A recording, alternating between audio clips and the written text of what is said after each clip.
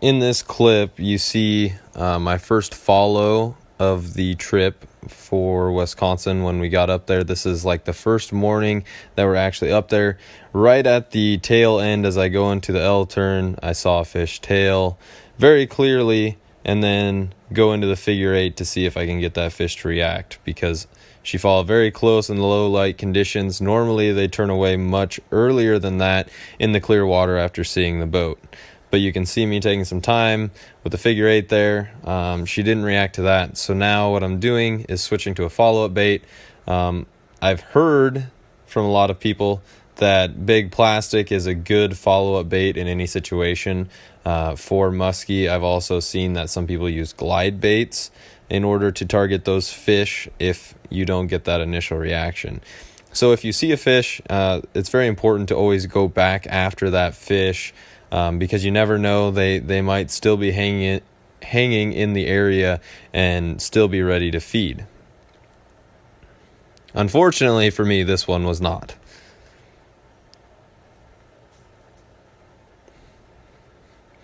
So this next clip will showcase another follow. Now I realize this isn't super exciting to watch, but it's important to showcase to show how I am building a pattern. Even on the very first day, we're figuring out where these fish are located, where they are.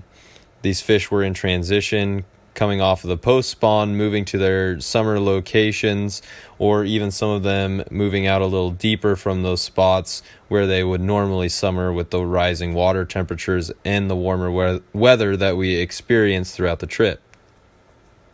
So again, tailed off well before she even got to the boat, because in the clear water they do not like the side of the boat. So again, here's one more follow in a different location, on a different body of water. So as you can see, she comes in, and I'm really confused at this point because she followed with a bunch of weeds attached to my lure. So that showcases the importance of making sure that you always follow through with your L turns or your figure eights at the boat, because you never know when one might be trailing it, even when it doesn't seem like they should be. So in this next clip, what you're going to see is that fish actually following the lure. Now, you'll have to look very closely. I tried to slow it down as much as I could, but you will see a shadow looming behind my lure as I bring it in, and that is the fish that followed on that particular turn.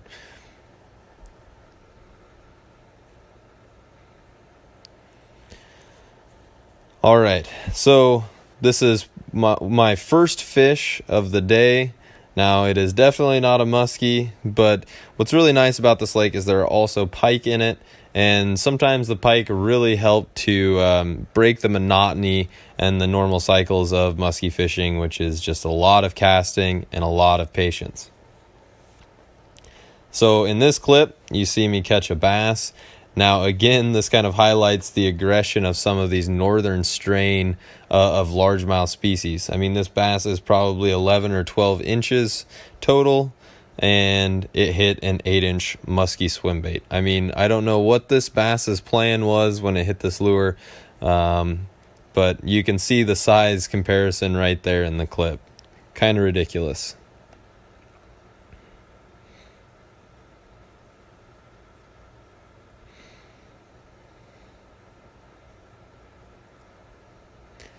But at the same time, it breaks the monotony of normal musky fishing, and I'm never going to complain about catching any sort of fish. They're all fun in their own way.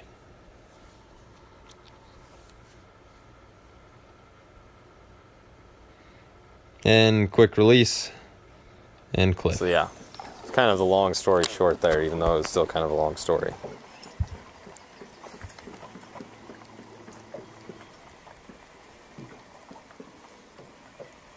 But like, the fact that people would even say that just boggles my mind. Because it's like, you clearly have never musky fished if you think that a muskie is eating walleye or attacking kids or whatever. Like, like I can go out to a lake full of muskie, like today, fish in their habitat with forage, or with lures imitating their forage, right where they live, which isn't even close to where people swim. And we're talking, I've seen, that's a bass again, I think. Oh no, it's a pike. And we've seen 3 fish today. What do you think? One more?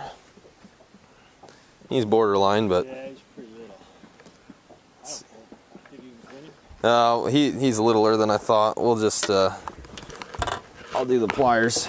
Hopefully do the plier trick quick before he gets too crazy here.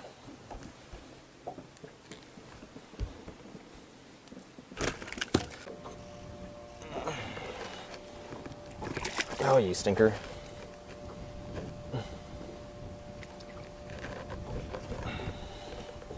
Just a little fella.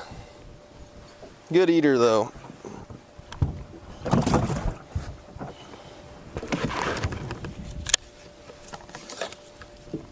And figure out kind of where they're at.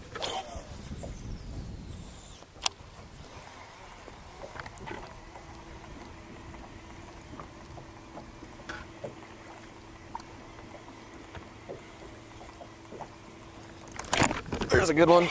I don't know what it is. Oh, I think it's a snot rocket. Oh man, he hammered that. Nope, it's a ski. No, it's a walleye. Oh my God. Oh my God. You got the net?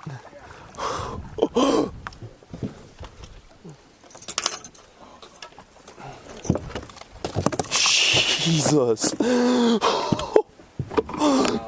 Oh my God. Bart, you gotta put that net in the water though, because like we're gonna have to put him in the water because he's too big to keep.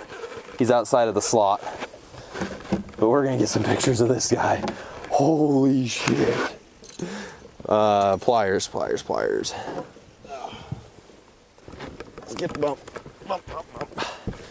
Bump.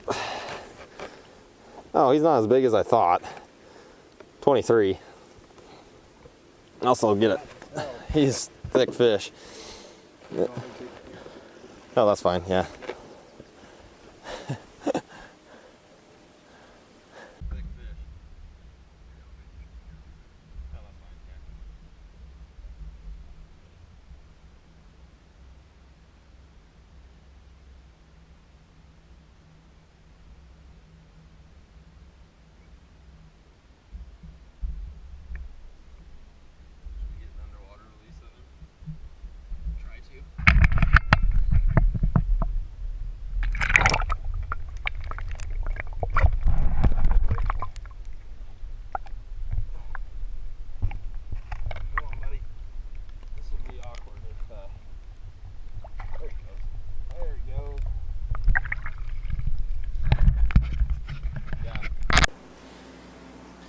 So as you can tell, I'm back from my first trip to the Northwoods this year. It was a lot of fun and we caught a ton of fish. During this first video you see us locate a few muskie that we come back to later, and those fish really helped us kind of figure out what was going on throughout the trip, especially right at the beginning. We caught an unexpected bonus walleye, which made things a lot more interesting on that first day, which was actually kind of slow. But anyway, this is going to be a pretty long series from the Northwoods. I appreciate you guys watching. Please don't forget to like and subscribe, and stay tuned for more adventures from the Northwoods and the Hayward area. Thanks for watching.